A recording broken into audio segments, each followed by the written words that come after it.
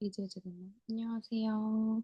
우리 이어서 세금을 처리 문제 슬라이스부터 좀 공유를 해드리도록 하겠습니다. 그렇게 가야 되는 줄 알았는데 다행히도 저녁 약속이 취소돼가지고 그 같이 베트남 그 업체 분들이 컨디션이 안 좋으셔가지고 안 가기로 했어요. 그래서 조금 쉬다가 다시 영상을 찍고 음, 오늘 원래 가려고 했었던 그 홍대 샵 피부관리실에 갔다가 이제 제품만 하기는 조금 그래가지고 거기 기계가 있거든요. 고주파 기계가. 그래서 그 기계 관리 받으시고 기계 너무 좋아가지고 기계도 같이 하신다고 하셔가지고 내일 한 번 더 방문해서 전신 관리 받고 그리고 베트남 총판을 하시기로 하셔가지고 그거 오늘 잘 성사가 됐다고 합니다. 저는 안 가도 돼가지고 남아서 이렇게 찍고 영상을 있고요. 사실은 저는 지금 인스타에 영상을 다 올리긴 올려야 되는데 따로 이제 교육부긴 하지만 최근에는 코로나 이후에는 사실 대면 수업이 좀 많이 없어졌잖아요. 그래가지고 뭐랄까 이렇게 비대면으로 수업이 진짜 많아지고 교육도 비대면으로 많아지고 그러다 보니까 이제 방송도 많아져가지고 교육부긴 하지만 저는 모바일 쇼스트처럼 해야 된다고 앞으로 생각을 하거든요. 그래서 제가 그때 1학년 수업했을 때도 우리 유튜브 해야 된다 막 이제 이렇게 했었던 게 앞으로는 뭐 영상도 영상이지만 이렇게 라이브 컨텐츠 할 수 있는 사람들이 굉장히 뜰 거예요. 그리고 실질적으로 이렇게 지식이 많아서 라이브 컨텐츠를 할 수 있는 사람이 많이 없고요. 그리고 음, 제 얘기하는 거 아니지만 이렇게 목소리 보이스가 되고 페이스가 되고 지식이 있어서 라이브를 끊임없이 할 수 있는 사람은 많지 않아요. 그래서 이거를 조금 강점으로 살려서 계속 하다 보면 저는 승산이 좀 있다고 보거든요. 그래서 이게 사실은 처음에는 되게 어려워요. 그리고 처음부터 잘하는 사람은 없어요. 그래서 많이 해봐야 된다고 생각을 하거든요. 처음부터 잘하는 사람 없기 때문에. 교수님도 요거를 지금 이제 여기 와서, 우리 언제부터 했지? 이제 한 6개월 차 정도 됐나? 이 라이브가 맞물리면서 학교 수업도 어떻게 계절 학기를 이 라이브로 찍게 되면서 이게 진짜 힘들긴 하거든요, 라이브가. 사실 대면 수업보다 훨씬 힘들어요. 왜냐면 누구를 보고 하는 것도 아니고, 누가 내 얘기를 들어서 반응을 해주는 것도 아니고, 그냥 내 페이스대로 내 혼자 떠드는 거기 때문에 이게 생각보다 말도 많이 안 나오고, 많이 안 해보면은 되게 어렵고 어색하고, 내 얼굴, 내 목소리 듣는 것도 사실 그렇게 이게 막 유쾌하지 않아요. 그래서 요런 회사를 가고 싶거나 내가 뭐 피부를 하거나 네일을 하거나 헤어를 하거나 메이크업을 하거나 마찬가지인데 앞으로 다 유튜브를 해야 된다고 계속 말씀을 드렸잖아요. 그래서 요런 컨텐츠를 내가 찍는 연습을 조금 하면 일반 그뭐 여러 가지 취업을 하던 하는 것들 중에서 조금 더 빠른 길을 갈 수 있다. 요 얘기를 계속 해드리는 거고, 저도 요 수업을 통해서 계속 연습을 해서 제 유튜브에 쌓아가는 과정이라고 봐주시면 될 것 같아요. 그래서 우리나라뿐만 아니라 전 세계에서도 이제 앞으로 이렇게 라이브 방송과 인스타그램, 페이스북, 틱톡, 쇼츠, 릴스 이런 것들이 TV 광고보다 조금 훨씬 더 파급력이 있고 그다음에 아무리 뭐 인플루언서 요즘에 돈 주고 산다고 해도 뭐랄까 인플루언서의 그 팔로우 숫자가 아직까지도 깡패다 이렇게 생각해야 하셔서 사실은 우리가 학기 중에 공부도 할 수 있지만 여러 팔로우들을 모을 수 있는 시기가 사실 학생 때부터 할 수 있잖아요. 요즘에는 교수님이야 뭐 사회생활 시작하고부터 이제 10년 동안 쌓아서 이만큼 팔로우를 모은 거기는 한데 물론 그 전에 다 많이 모았고 회사 다니면서 다 해서 지금은 뭐 추가로 늘어나진 않지만 이제 조금 컨텐츠 색깔이나 정확하게 이제 조금 보여줘서 조금 더 파급력이 있게 끌고 가야 되지 않나 생각이 조금 듭니다. 서두에 앞으로 라이브 방송을 해야 된다라는 이야기를 조금 했고요. 우리는 폐기물의 분류부터 다시 수업을 하면 될 것 같습니다. 폐기물의 분류.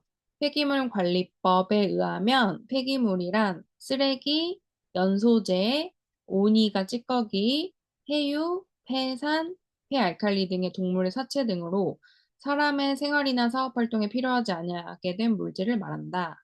그러니까 버리는 쓰레기들을 말하는 거예요. 첫 번째가 생활 폐기물, 사업장의 폐기물 외의 폐기물, 우리 일상생활에서 나오는 폐기물들을 말한다. 두 번째, 사업장의 생활 폐기물.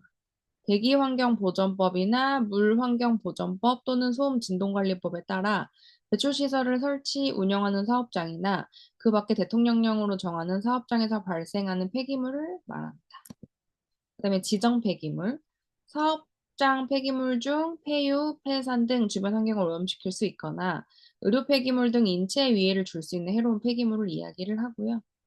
의료 폐기물, 보건, 의료기관, 동물병원, 시험, 검사기관 등에 배출되는 폐기물 중 인체 감염 등 위해를 줄 우려가 있는 폐기물과 인체 조직 등 적출물, 실험 동물의 사체 등 보건, 환경보호상 특별한 관리가 필요하다고 인정되는 폐기물이 있습니다. 생활 폐기물의 수집, 운반, 보관 및 처리를 보시면 생활 폐기물의 수집 방법으로는 첫 번째, 용기 수집. 플라스틱 용기를 모아서 쓰레기 수집차가 오는 날 지정 장소에 내놓거나 문 밖에 내놓은 것을 수집한 후 용기가 비어지면 용기만을 회수해서 가져오는 방법이다. 두 번째, 분리수거함 수집. 일정 장소에 분리수거함을 놓고 수집차가 설치된 크레인을 이용해서 들어 올려서 수집하는 방식이다. 주로 아파트 단지에서 많이 이용되는 방법입니다. 아파트는 그 분리수거하는 날이 정해져 있잖아요. 몇 호일 이렇게 아니면은 뭐 일주일 동안 걷는 데도 있고 대신에 이제 쓰레기 집게차가 와가지고 자 종이는 종이대로 플라스틱은 플라스틱대로 모아놓으면은 그거 한 번에 들어가지고 실어가지고 가는 방식. 그래서 분리수거함 수집 방식. 네, 대수집, 지류의 주머니, 폴리에틸렌, 부대 등의 쓰레기를 넣어서 수집해 가도록 하는 방법이 있대요. 다 이렇게 큰 포대자루, 마대자루 이런 데다가 넣어가지고 쓰레기를 수집해 가는 방법이 있다고 합니다. 그리고 생활 폐기물의 처리, 위생적 매립법, 지대가 낮은 곳에 쓰레기를 버린 뒤 복토하는 방법이며 불연성 폐기물이 적당하다. 부엌 쓰레기만을 매립할 때는 파리, 약취, 쥐 등의 발생률이 높아진다는 단점이 있고 생활환경의 오염과 지하소염 등의 문제점이 있다. 장점으로는 처리 방법이 용이한 점과 비용이 적게 든다는 점을 들 수 있다. 매립한 뒤 5년 정도면 집안치마는 안정이 되지만 주택 건립 시에는 안정성을 위해서 10년 정도 경과한 뒤에 하는 것이 좋다. 쓰레기를 버리고 그 위에다 집을 지을 거면 10년이 지나야지만 좀 튼튼하게 될 수가 있다라는 이야기예요. 매립지의 선정 및 관리. 수거 차량의 진입이 용이해야 되고 저지대의 산골짜기 등이 적당하다. 민가에서 멀리 떨어져 있어야 하고 자연화재 발생률이 낮고 수질이 쉽게 오염되지 않는 곳이어야 한다. 면적은 클수록 좋고 지하 수위가 낮아야 되고 지하수 경우 지면으로부터 30cm 이상 수거 지역과의 거리가 너무 멀지 않아야 한다. 자연재해 장소, 산사태나 단층지대는 피하는 것이 좋다. 토양의 성질이나 복토의 문제를 고려해야 한다. 위생적 매립의 장단점이래요.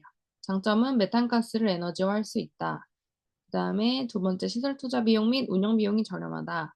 세 번째 성장에 따른 폐기물의 혼합 매립이 가능하다. 네 번째 반입되는 폐기물 종류에 따라 제약이 적다. 다섯 번째 폐기물의 발생량의 변화에 대응할 수 있다. 여섯 번째 장비 및 토지의 완비가 이루어지면 언제든지 사용이 가능하다. 네, 단점. 단점에는 집안 침하 문제가 있대요. 두 번째, 토지 소유 면적이 과다하게 필요하다. 세 번째, 운반거리가 늘어난다. 네 번째, 토지 확보가 어렵다. 다섯 번째, 지하수 확보가 어렵다. 그 다음에 여섯 번째, 유기물의 가치가 손댈 수 있다. 일곱 번째, 홍수기에 운영하기가 곤란하다. 이렇게 장점과 매립의 장점과 단점을 우리가 봤습니다. 네, 매립 처리. 매립법은 경사지 매립법, 저지 매립법, 구 매립법으로 구분이 되는데요. 생활 폐기물의 경우 부패가 아닌 발효가 이루어져야 하므로 통기성, 산소가 잘 들어가야 되며 매립 생활 폐기물의 한층 높이를 3m 이내로 해야 하는데 가장 적당한 높이는 1에서 2m 정도이다. 생활 폐기물을 매립할 경우에는 반드시 복토, 흙을 섞어줘야 한다. 24시간 이내로 15에서 30cm로 복토하고 최종 복토는 60cm 이상의 두께로 해서 악취 발생, 소를 덮는 거죠. 이불처럼 덮어서 악취 발생과 주의 서식을 막아야 한다. 그다음에 두 번째, 퇴비법. 유기물질을 희석하면 호기성 생물의 활동에 의한 발효가 시작이 되는데 이때 60에서 70도의 열이 생기므로 기생충이나 병원 미생물을 사멸시킬 수가 있다. 약 4개월에서 5개월 정도를 발효시킨 후 퇴비로 이용하며 고속 퇴비화 시설을 이용하면 2에서 3일 내에 좋은 비료를 얻을 수 있다. 세 번째, 투기법. 투기법에는 해양투기법과 저지대 투기법이 있는데 가장 오래되고 간단한 방법이지만 비위생적인 방법이다. 저지대 투기법의 경우 악취가 발생하고 쥐나 파리에 서식처가 되어 감염병 발생 위험이 있으며 해양투기법의 경우 지하수 및 해양오염 등의 문제가 생길 수가 있어서 우리나라에서는 폐기물 관리법으로 금지하고 있는 방법이라고 합니다. 네, 소각법. 가장 위생적인 방법으로 폐기물을 소각해서 처리하는 방법인데요. 소각로에 의한 소각법과 현지 소각법이 있습니다.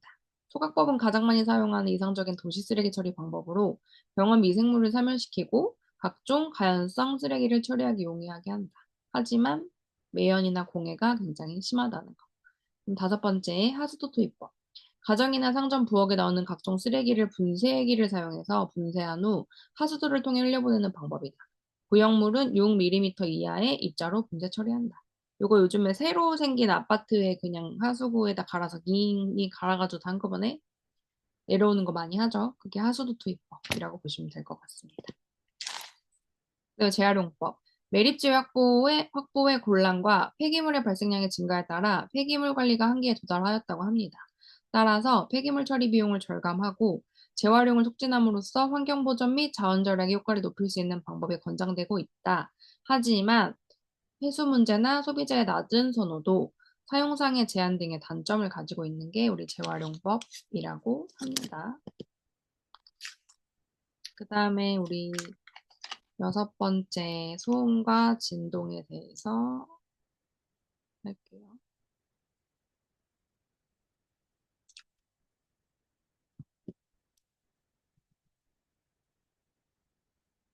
소음의 정의.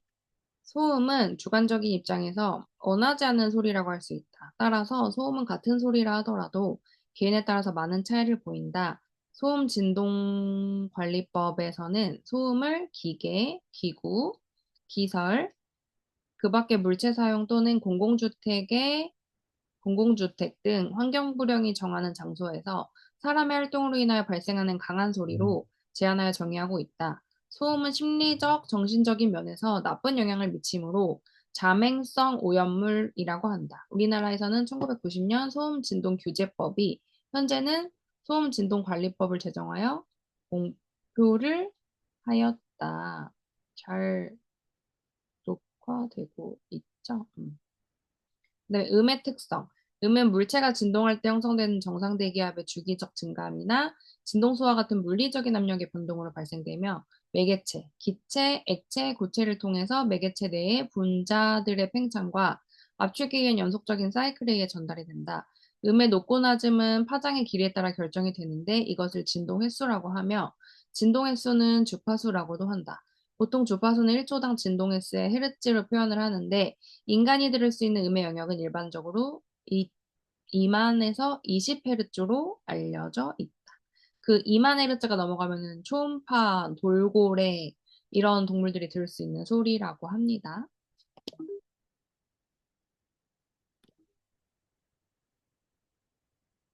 그다음 우리 음의 측정 단위는 데시벨로 하고요.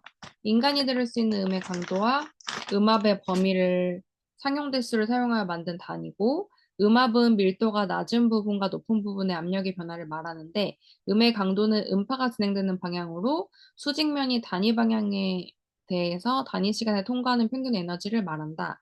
데시벨의 값을 음압도라고 하는데 음압의 기존형을 이용해서 구하는 것을 말합니다. 즉, 음압을 나타내는 음의 세기 단위라고 표현하면 될 것 같아요. 그다음에 폰. 1000Hz를 기준으로 나타난 폰, dB 폰은 물리적인 음의 강도에 대해서 사람이 직접 느낄 수 있는 세기의 소리로 세기를 나타낸 것을 말한다. 그다음에 손. 소리의 크기를 낼 수 있는 감각의 양을 나타나기 위해 단위를 말하고요. 음의 크기가 두 배로 됐을 경우 귀로 들리는 크기도 두 배로 만든 척도로서 1000Hz의 순음이 40dB일 때 1손이라고 합니다. 근육도 이거는 처음 듣는 내용이긴 한데 음, 네, 소음의 환경 기준. 환경정책 기본법에 의해서 도로 지역 및 일반 지역에 따라 구분하며 낮과 밤에 따라 증가 소음으로 규정을 하고 있다. 도로변 지역이랑 일반 지역 기준이 있대요. 6시부터 22시, 그 다음에 밤 10시부터 새벽 6시. 이때는 기준이 조금 낮고, 그 외에 낮에는 조금 기준이 높다. 이런 차이가 있다. 라고 봐주시면 될 것 같아요.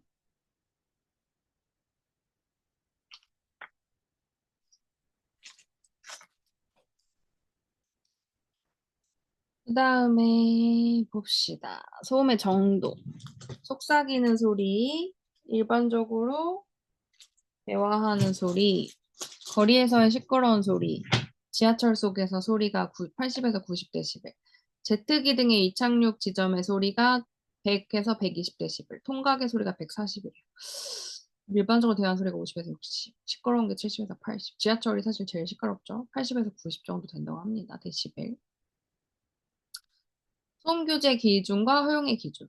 소음규제 기준은 소음평가치와 우리나라 기준은 50dB 이하래요. 소음 허용 기준은 1일 8시간 기준 90dB를 넘지 않아야 한다.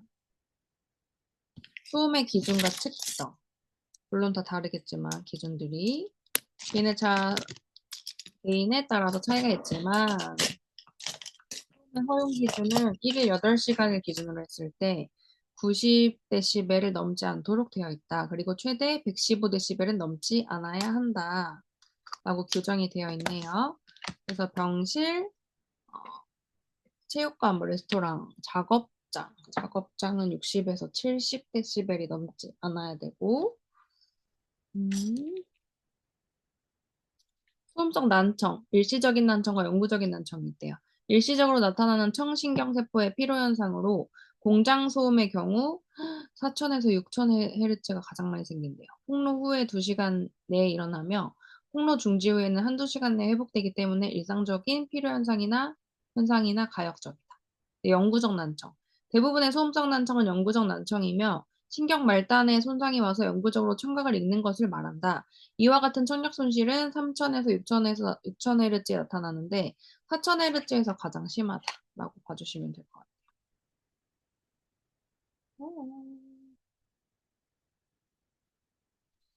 같아요. 소음의 영향. 불쾌감, 저주파음에 비해서 고주파음이 더 불쾌감을 일으키고요. 이 난청이 수면 장애를 일으키고 대화 장애와 청력 장애를 일으킵니다. 그다음에 작업 능률이 저하되고 청력 장애와 청력 이외의 생리적인 장애로 오는 교감신경 작용으로 위장관 스트레스 받아서 위장 운동하고 혈압 상승, 신진대사 증가, 노이로제가 관련다고 합니다. 소음 발생 원인으로는 교통소음, 전자, 자동차, 기차 항공기, 생활소음, 시장, 전파사, 선전, 발전기, 냉난방기, 영업장 등이 있고요. 건설 작업 소음과 공장 소음 등이 있다고 합니다. 소음 방지 대책으로는 첫 번째 건설 소음, 특정 공사의 사전 신고, 미리 공사를 언제부터 언제까지 할 거고 이렇게 좀 양해를 구해달라. 규제 기준을 설정을 하고 규제 지역을 설정을 해서 무음 해머나 방음 시설, 폭약 사용 등을 규제를 조금 하는 게 좋고요. 두 번째 공장 소음, 심야 작업, 발생음이 적은 기계 사용, 아침 작업 제한, 배출 허가 허용 기준 설정, 소음기 부착 등이 있습니다. 그리고 교통소음은 속도 제한, 경적 제한, 신규 및 사용 과정 차량의 규제 지역의 지정, 자동차 소음기 부착 등이 있습니다.